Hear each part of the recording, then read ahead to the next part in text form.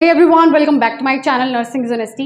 इससे previous video में हमने स्टडी किया था हेपेटाइटिस एंड उसके कुछ टाइप्स, जैसे hepatitis A, hepatitis B, hepatitis C, D, E and G and non viral hepatitis हमने स्टडी किया था। तो अगर आप लोगों ने वीडियो चेकआउट नहीं किया तो सबसे पहले चेकआउट कर लीजिएगा। और आज का हमारा टॉपिक है ब्रेस्ट एंड लैक्टेशन। तो लैक्टेशन वर्ड यहाँ जुड़ गया है, इट मीन्स कि यहाँ पर लैक्टेटिंग ब्रेस्ट की बात हो रही है। तो क्रॉस सेक्शन है ये, cross section of lactating breast, cross section of lactating breast. Normally आपने ब्रेस्ट का स्ट्रक्चर स्टडी किया होगा, ठीक है। वैसे आपने नॉर्मल ब्रेस्ट का भी क्रॉस सेक्शन स्टडी किया होगा, कौन कौन से पार्ट्स होते हैं ब्रेस्ट के अंदर। तो अब हम ये स्टडी करने वाले हैं कि ब्रेस्ट जब लैक्टेटिंग पीरियड में आ जाती है, जब उसमें मिल्क इजैक्यूलेट होता है एंड मिल्क का प्रोडक्शन होता है, तब एक ब्रेस्ट में क्या चेंज आता है, ठीक है। तो सबसे पहले देख रहे हैं, ये रिब्स प्रेजेंट है यहाँ पर। आफ्टर दैट आपको इंटरकोस्टल मसल नजर आ रहे हैं, ये वाले, ये जो मसल्स है इंटरकोस्टल मसल्स हैं। देन पेक्टोरल मसल्स हैं, जो ये वाले, ये डोटेड फॉर्म में नजर आ रही है, ये पेक्टोरल मसल्स हैं। देन फाइब्रस सेप्टम है लोब्स के बीच में। अब देखो, जब भी आप एग्जाम में डायग्राम ड्रॉ करेंगे ब्रेस्ट का, वैसे लैक्टेटिंग ब्रेस्ट का क्रॉस सेक्शन आता नहीं है एग्जाम में, बट गायनेकोलॉजी और ऑब्स्टेट्रिक के टॉपिक के अंदर ये टॉपिक आपको कवर अप करना इंपॉर्टेंट है, तभी आप फर्दर समझ पाएंगे। जैसे कोलोस्ट्रम किस तरीके से उसका प्रोडक्शन हुआ और कैसे इंजैक्यूलेशन हुआ। कोलोस्ट्रम हम फर्स्ट मिल्क को बोलते हैं, जब आफ्टर डिलीवरी जो मिल्क आता है फर्स्ट, तो उसे हम बोलते हैं कोलोस्ट्रम, ठीक है।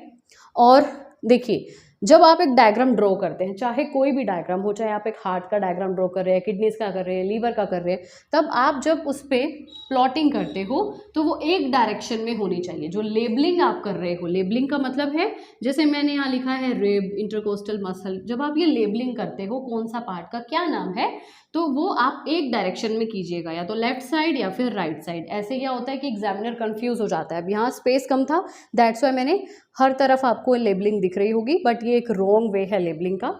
तो लेबलिंग आप एक ही साइड कीजिएगा, या तो लेफ्ट साइड या राइट साइड। ओके, अब आगे बढ़ते हैं। Breast are secretory glands. Breast को क्या बोला गया है? Secretory glands.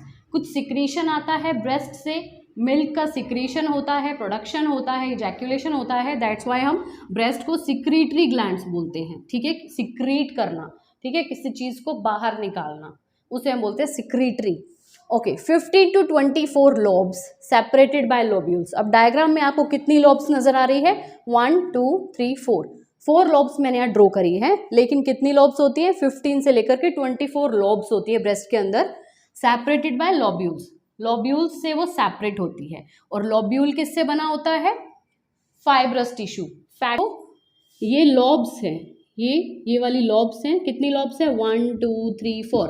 और लोब्यूल किसे बोल रहे हैं? जो इसके अंदर आपको ये लीफ जैसा स्ट्रक्चर दिख रहा है, लीफ जैसा स्ट्रक्चर, इसको हम बोलते हैं लोब्यूल।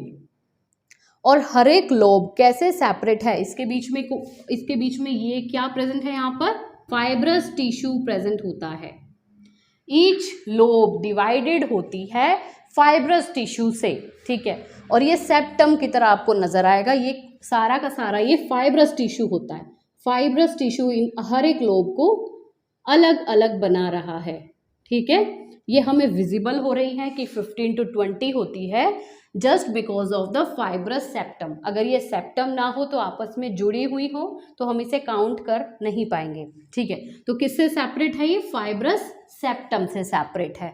ओके, देन लोब्यूल्स की बात आई है, तो देखते हैं लोब्यूल्स के अंदर क्या होता है। एल्वियोलाई एंड डक्ट्स होती हैं लोब्यूल्स के अंदर। अब ये देखो, ये वाली जो लाइन जा रही है, इसको हम बोलेंगे डक्ट। कौन सी डक्ट है ये? Lactiferous duct. लेकिन बहुत सी स्मॉल डक्ट्स भी होती हैं, जो कि मैं डायग्राम में ड्रॉ नहीं कर पाई इतना, और आपको विजिबल भी नहीं होता, ठीक है। तो ये लेक्टिफेरस डक्ट है, इसके साथ ये छोटी छोटी स्मॉल डक्ट्स भी होती हैं, ये छोटी छोटी स्मॉल डक्ट्स भी होती हैं। तो लोब्यूल्स के अंदर क्या होता है? एल्वियोलाई एंड डक्ट्स होती हैं। ओके, और डक्ट के अंदर क्या होता है? एक्टिनी सेल होते हैं। कौन से सेल होते हैं? एक्टिनी सेल। एक्टिनी सेल होते हैं डक्ट के अंदर। अब ये एक्टिनी सेल सराउंड होते हैं मायो एपिथेलियल सेल से। इसके चारों तरफ कौन से सेल्स प्रेजेंट होते हैं? मायो एपिथेलियल सेल्स। एकाइनस सेल्स के सराउंडिंग में मायो एपिथेलियल सेल्स प्रेजेंट होते हैं। अब ये मायो एपिथेलियल सेल्स क्या करते हैं? मायो एपिथेलियल सेल्स मिल्क प्रोडक्शन में हेल्प करते हैं। किसमें? मायो एपिथेलियल सेल्स किसमें हेल्प कर रहे हैं? मिल्क प्रोडक्शन में। बेसिकली जो एकाइनी सेल होते हैं, एक्नी सेल, वो ही मिल्क प्रोडक्शन में हेल्प करते हैं। किसमें हेल्प करते हैं? मिल्क प्रोडक्शन में। Okay, propel milk into small duct. अब ये मायो एपिथेलियल सेल जो एकाइनी सेल के चारों तरफ हैं, प्रेजेंट हैं, ये क्या करेंगे? मिल्क को स्मॉल डक्ट के अंदर फर्दर ट्रांसफर कर देंगे। जैसे ही मिल्क प्रोडक्शन हुआ, एकाइनी सेल ने क्या किया, जो कि डक्ट के अंदर प्रेजेंट है, मिल्क को कहाँ सेंड किया? स्मॉल डक्ट में। अब ये स्मॉल डक्ट से जो मिल्क है ये लार्ज डक्ट में आ जाएगा। मतलब ये जो स्मॉल डक्ट्स में जो मिल्क बना, ये कहाँ आएगा? लैक्टिफेरस डक्ट के अंदर, जो लार्ज डक्ट है। ठीक है, स्मॉल डक्ट लार्ज डक्ट से कनेक्ट हो जाएगी। ओके, फर्दर क्या होगा? Leaves each lobe to form ampulla. अब देखो, अब ये जो लार्जर डक्ट है ये कहाँ पर खत्म हो रही है? जहाँ से हमारा एम्प्यूला स्टार्ट हो रहा है। ये वाला जो पोर्शन है इसे हम बोलते हैं एम्प्यूला। फर्दर लार्ज डक्ट कहाँ आकर खत्म हो जाती है? एम्प्यूला पे खत्म हो जाती है। और एम्प्यूला का क्या है? Temporary reservoir of milk. और जो एम्प्यूला है वो टेम्परेरीली मिल्क को रिजर्व करके रखता है। ठीक है, जैसे ही मिल्क प्रोडक्शन हुई तो क्या हुआ? स्मॉल डक्ट से मिल्क आया लार्ज डक्ट में, लैक्टिफेरस डक्ट में, फिर वहां से मिल्क आया हमारी एम्प्यूला में। और एम्प्यूला किस क्या बोला गया है? एम्प्यूला को temporary reservoir of milk. Reservoir का मतलब होता है कलेक्ट करना, कलेक्शन। टेम्परेरी कलेक्शन हो जाती है मिल्क की, कहाँ पर? एम्प्यूला में। Lactiferous tubule open on the surface of nipple. Okay, ये मिल्क कहाँ आता है? लैक्टिफेरस ट्यूब्यूल के अंदर। ठीक है, जो कि कहाँ पे होता है? निप्पल के सरफेस पे प्रेजेंट होता है। क्या प्रेजेंट होता है? Lactiferous tubule. तो आई होप आपको यहाँ तक क्लियर हो गया होगा। फर्दर देख रहे हैं निप्पल। निप्पल के अंदर कौन से टिश्यूज प्रेजेंट होते हैं? इरेक्टाइल टिश्यू प्रेजेंट होते हैं। जैसे पेनिस के अंदर भी इरेक्टाइल टिश्यूज प्रेजेंट होते हैं, इसी तरीके से निप्पल्स के अंदर भी इरेक्टाइल टिश्यूज प्रेजेंट होते हैं। Covered with epithelium. और किससे कवर्ड होती है ये? एपिथेलियम से कवर्ड होती है। Sphincter like action in controlling the flow of milk. अब जैसे एक पर्सन है, नॉर्मली वो वॉइड करता है, ठीक है, यूरिनेट करता है, तो स्फिंक्टर एक्शन वहाँ पर होता है। अगर वो चाहता है तो वो क्या करता है? वॉलंटरीली यूरिनेट करता है। बट इनवॉलंटरी तो ऐसा नहीं हो रहा, तो it means sphincter control present है। बट यहाँ पे भी क्या है? स्फिंक्टर कंट्रोल है। अपने आप तो मिल्क फ्लो नहीं आएगा। जब बेबी सक करता है उसी टाइम मिल्क आता है। ऐसा तो नहीं है कि पहले से मिल्क आता रहता है। तो यहाँ पर स्फिंक्टर लाइक एक्शन प्रेजेंट है। ठीक है, ओके। एरियोला की बात कर लेते हैं। सबसे पहले हमने एक ब्रेस्ट का स्ट्रक्चर देखा, देन जो उसमें जो एरिया था निप्पल का, उसके बारे में हमने थोड़ा सा स्टडी किया है। अब हम एरियोला के बारे में जानते हैं। तो एरियोला में क्या प्रेजेंट होता है? मोंटगोमेरीज ग्लैंड्स। अब आपने स्टडी किया होगा, जब हम प्रेगनेंसी को डायग्नोज करते हैं, प्रेगनेंसी के कुछ ऐसे साइन एंड सिम्टम्स हमें शो होते हैं, तो एरियोला के ऊपर इस तरीके से, एरियोला के ऊपर मोंटगोमेरी ट्यूबरकल्स बन जाते हैं। प्रेगनेंसी में मोंटगोमेरी ट्यूबरकल्स, इन्हें हम बोलते हैं मोंटगोमेरी ट्यूबरकल्स। तो एरियोला के अंदर प्रेजेंट होता है मोंटगोमेरी ग्लैंड्स, जो कि सीबम लाइक सब्सटेंस को प्रोड्यूस करता है, जो कि ल्यूब्रिकेट रखता है। अब जैसे ही सीबम प्रोड्यूस होगा तो क्या होगा? एज अ ल्यूब्रिकेंट ये वर्क करेगा प्रेगनेंसी में भी and through out breast feeding में भी। ओके, तो ब्रेस्ट में कोई भी कॉम्प्लिकेशन होने से प्रिवेंट करेगा। जैसे ब्रेस्ट की जो सोर ब्रेस्ट हो जाती है तो इससे भी ये प्रिवेंट करेगा। नेक्स्ट है mechanism of milk production and ejection called let down reflex. और लेट डाउन रिफ्लेक्स को हम ऑक्सीटोसिन रिफ्लेक्स भी बोलते हैं, oxytocin reflex. Okay, milk produce हुआ और ब्रेस्ट से इजैकुलेट हुआ, इस प्रोसेस को हम बोलते हैं let down reflex. Okay, during pregnancy, pregnancy के ड्यूरिंग क्या होता है? दौरान क्या होता है? Estrogen progesterone induce alveolar and ductal growth. जो एस्ट्रोजन और प्रोजेस्टेरोन हार्मोन है ड्यूरिंग प्रेगनेंसी, ये क्या करते हैं, एल्वियोलर और डक्टल ग्रोथ में हेल्प करते हैं। आपने देखा होगा जो लेडीज प्रेग्नेंट होती हैं इन द प्रेग्नेंट स्टेट, उनके ब्रेस्ट का साइज जो है वो चेंज हो जाता है। और यहाँ मैं आपको बता दूँ, निपल्स, एरियोला, ब्रेस्ट, इनका साइज वेरी करता है, हर एक वुमेन में सेम नहीं होता है।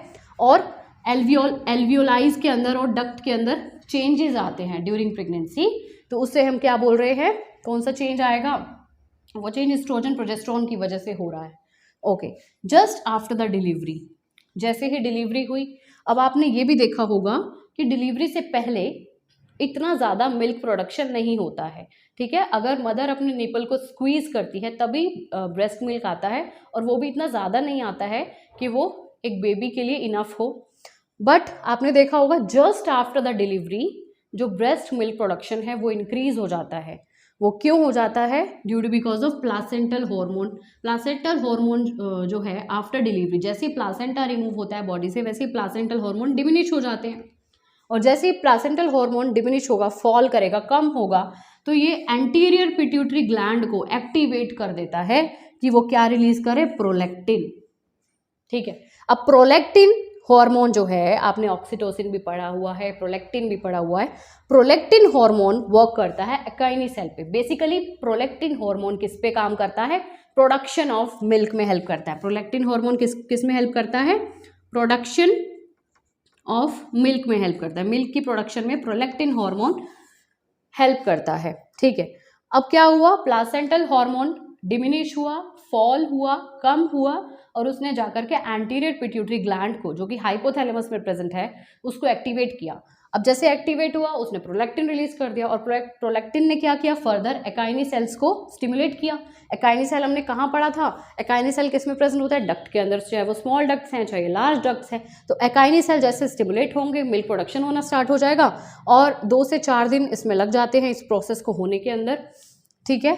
और ये इंक्रीज हो जाता है, जैसे जैसे बेबी सक करता है वैसे वैसे ये milk production and ejaculation increase होता जाता है। ओके, अब देखो हमने पढ़ा लेट डाउन रिफ्लेक्स, जिसे हम ऑक्सीटोसिन रिफ्लेक्स कह रहे हैं। अब ये ऑक्सीटोसिन रिफ्लेक्स कैसे काम करता है वो आप देख लो। क्या होता है, जैसे ही एक बेबी मदर के ब्रेस्ट को, निपल को सक करता है, तो जो नर्व सेल्स होते हैं वो एक्टिव हो जाते हैं। नर्व सेल्स, जो भी निपल के अंदर नर्व सेल्स प्रेजेंट है वो एक्टिव हुए, स्टिमुलेट हुए, और ये इन्फॉर्मेशन कहाँ गई, ब्रेन तक गई। अब जैसे ही ये इन्फॉर्मेशन ब्रेन तक जाएगी, वैसे ही वहाँ से क्या होने वाला है, ऑक्सीटोसिन रिलीज होने वाला है, ठीक है। ऑक्सीटोसिन रिलीज होगा, ब्रेन ये इन्फॉर्मेशन कहाँ पहुँचा देगा, ब्रेन में इन्फॉर्मेशन पहुँचेगी हाइपोथैलेमस में, और वहाँ से ऑक्सीटोसिन रिलीज होगा। अब जैसे ही ऑक्सीटोसिन रिलीज होगा, ऑक्सीटोसिन हार्मोन रिलीज होगा, वैसे ही क्या होगा, ये अफेक्ट करेगा मदर की ब्रेस्ट के अंदर जो डक्ट हैं उन पे। अब ये जो डक्ट है, लैक्टिफेरस डक्ट है, चाहे स्मॉल डक्ट है या लार्ज डक्ट है, एकाइनी सेल्स भी यहाँ प्रेजेंट है, तो ये जो डक्ट्स हैं ये वाइड हो जाएंगे, मतलब थोड़ी सी और इनका जो साइज है ये बढ़ जाएगा, वाइडन हो जाएंगी, और यहाँ पे जो मसल्स प्रेजेंट है वो कॉन्ट्रैक्ट हो जाएंगी। डक्ट कैसी होंगी, वाइड। मसल्स कैसी होंगी, मसल्स में कॉन्ट्रैक्शन होगी और डक्ट वाइड हो जाएंगी। डक्ट के अंदर क्या है, मिल्क है, तो डक्ट कैसी हो जाएंगी, खुल जाएंगी पहले से, ठीक है। जो श्रिंक थी पहले वो वाइड हो जाएंगी, थोड़ा सा खुल जाएंगी, और मसल्स कॉन्ट्रैक्ट हो जाएंगी, जिसकी वजह से मिल्क का इजैक्यूलेशन हो जाएगा। अब जैसे ही बेबी सक करेगा तो बेबी को मिल्क रिसीव हो जाएगा। ओके, तो ये था ऑक्सीटोसिन रिफ्लेक्स। तो आई होप आपको यहाँ तक का टॉपिक बहुत अच्छे से क्लियर हो गया होगा, और मैं अपनी कोशिश 110% कोशिश करती हूँ कि आप लोगों को कॉन्सेप्ट क्लियर हो जाए। ओके, फर्दर हम स्टडी करते हैं। अब हम देख रहे हैं properties and components of breast milk.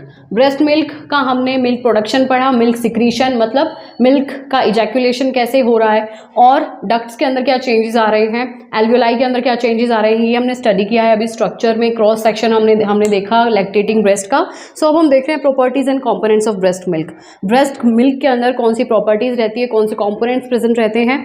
तो जैसे फर्स्ट है bluish white in colour, breast milk bluish white in colour होता है एंड वाटरी होता है, high in lactose and fat but low in protein and phosphate. जो कोलोस्ट्रम होता है, जो ड्यूरिंग फर्स्ट वीक मदर का ब्रेस्ट से जब मिल्क आता है during first week of delivery, उसे हम बोलते हैं कोलोस्ट्रम, और कोलोस्ट्रम में प्रोटीन हाई होता है। बट फर्दर अभी हम टाइप्स भी स्टडी करने वाले हैं। जब फोर मिल्क और हिंड मिल्क तक जब हम पहुंचते हैं तब तक क्या होता है, लैक्टोज एंड फैट का लेवल मिल्क में हाई होता है एंड प्रोटीन एंड फॉस्फेट का लेवल डाउन होता है. Then colostrum a yellowish fluid high in antibodies. Colostrum के अंदर एंटीबॉडीज का लेवल बहुत हाई रहता है. Excellent food for baby during 2 to 3 days. Starting के 2 से 3 दिन बेबी के लिए बहुत ज़्यादा इंपॉर्टेंट होता है ब्रेस्ट फीड कराना, बिकॉज इसमें एंटीबॉडीज बहुत ज़्यादा प्रेजेंट रहती है. और कोलोस्ट्रम क्या होता है, बहुत थिक होता है. आफ्टर दैट जब धीरे धीरे मिल्क का जो कंसिस्टेंसी है वो चेंज होती जाती है तो मिल्क क्या हो जाता है, वाटरी हो जाता है बाद में. ओके, अब हम फैट की बात कर रहे हैं और ये जो मिल्क है ये न्यूट्रिशनल रिक्वायरमेंट को फुलफिल करता है, बेबी की न्यूट्रिशनल रिक्वायरमेंट को फुलफिल करता है. फैट की बात करते हैं, मिल्क के अंदर फैट होता है तो ये प्रोवाइड करता है 50% कैलोरी की रिक्वायरमेंट को. कैलोरीज जो बेबी को चाहिए 50% ये प्रोवाइड कर देता है. ठीक है, फैट. और फैट लेवल जो होता है मिल्क के अंदर लो होता है मॉर्निंग में और आफ्टरनून में ज़्यादा होता है. एंजाइम लिपेज किस में प्रेजेंट है, फैट में. ठीक है. लैक्टोज की बात करें तो होता है ब्रेस्ट मिल्क में, वो कन्वर्ट हो जाता है किस में, ग्लूकोज और गैलेक्टोज में. और फर्दर ग्लूकोज और गैलेक्टोज हैं वो रैपिड ग्रोथ में हेल्प करते हैं. ग्लूकोज एंड गैलेक्टोज जो है वो रैपिड ग्रोथ ऑफ ब्रेन में हेल्प करते हैं. और इसमें कौन सा एंजाइम प्रेजेंट है, लैक्टेज. लैक्टेज की वजह से ही क्या हो रहा है, लैक्टोज गैलेक्टोज में कन्वर्ट हो रहा है. किसकी हेल्प से, लैक्टेज एंजाइम की हेल्प से, जो कि प्रेजेंट है ब्रेस्ट मिल्क में. ओके, जो कि प्रेजेंट है लैक्टोज वाले में. देन है lactose enhances the absorption of calcium and promote growth of lactobacilli. और लैक्टोबेसिलाई क्या करते हैं, इंटेस्टाइनल एसिडिटी को इंक्रीज करते हैं. लैक्टोबेसिलाई क्या करेंगे, इंटेस्टाइनल एसिडिटी को इंक्रीज कर देंगे.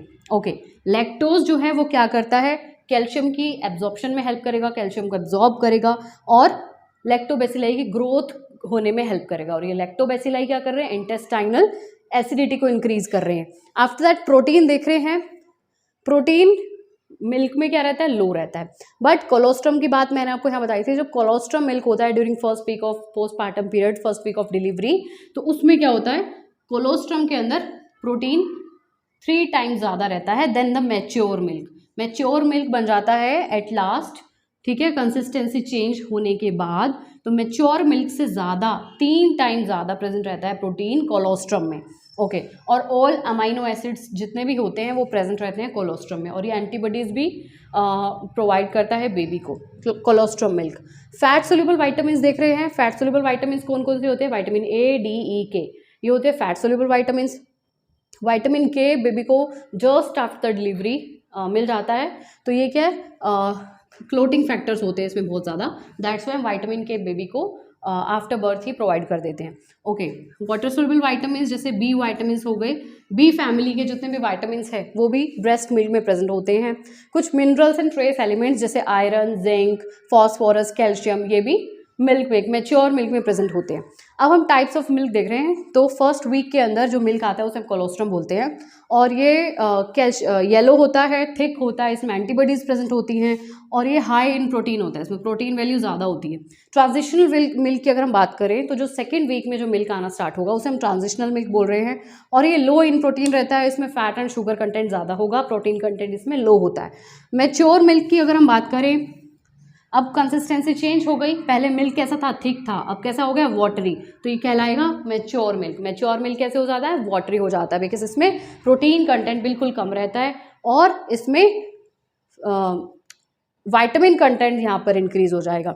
Pre term milk, pre term जैसे इसका नेम साउंड कर रहा है, जो प्री टर्म बेबीज हो जाते हैं, जो मदर होती है प्री टर्म बेबीज की, उनके अंदर कैसा मिल्क आता है, उस मिल्क को हम बोलते हैं प्री टर्म मिल्क.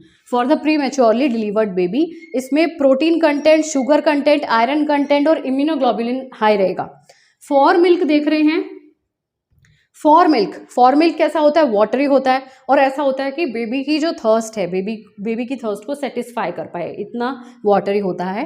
लास्ट आता है हमारा हिंड मिल्क. तो ये कैसा होता है, required more energy for optimal growth, provide more energy for optimal growth. तो ये एनर्जी प्रोवाइड करता है. हिंड मिल्क के अंदर विटामिन प्रेजेंट होते हैं, न्यूट्रिएंट प्रेजेंट होते हैं और फैट प्रेजेंट होता है. ओके, और ये लेस इन प्रोटीन होता है हिंड मिल्क. सो आई होप आपको यहाँ तक का टॉपिक क्लियर हो गया होगा. सो आई होप आपको आज का टॉपिक क्लियर हो गया होगा। कोई भी क्वेरीज हो तो मुझे कमेंट डाउन कर दीजिएगा। एंड आज हमने स्टडी किया है ब्रेस्ट एंड लैक्टेशन, जिसमें हमने ब्रेस्ट का स्ट्रक्चर स्टडी किया है। आफ्टर दैट मिल्क का प्रोडक्शन कैसे हो रहा है, इजैकुलेशन कैसे हो रहा है, बहुत से स्ट्रक्चर्स हमने स्टडी किया, उनका क्या रोल रहता है, एक वाइटल रोल रहता है मिल्क के प्रोडक्शन में। लैक्टेशन का मतलब यही होता है मिल्क का प्रोडक्शन होना after the delivery of the baby from the breast of the mother. And further हमने स्टडी किया टाइप्स ऑफ मिल्क और मिल्क के जो प्रॉपर्टीज़ होती है, कंपोनेंट्स होते हैं, वो हमने स्टडी किए हैं। अब इसमें ब्रेस्ट फीडिंग का टॉपिक अभी आपका पेंडिंग है। ब्रेस्ट फीडिंग, ब्रेस्ट में ऐसी कौन सी कॉम्प्लिकेशंस हो जाती हैं और डिसएडवांटेज क्या है, ठीक है, और कॉन्ट्रा इंडिकेटेड कब होती है, ब्रेस्ट फीडिंग कॉन्ट्रा इंडिकेटेड कब होती है। तो आई होप आपको टॉपिक क्लियर हो गया होगा। Do like share and comment to my YouTube channel which is nursing is a recipe.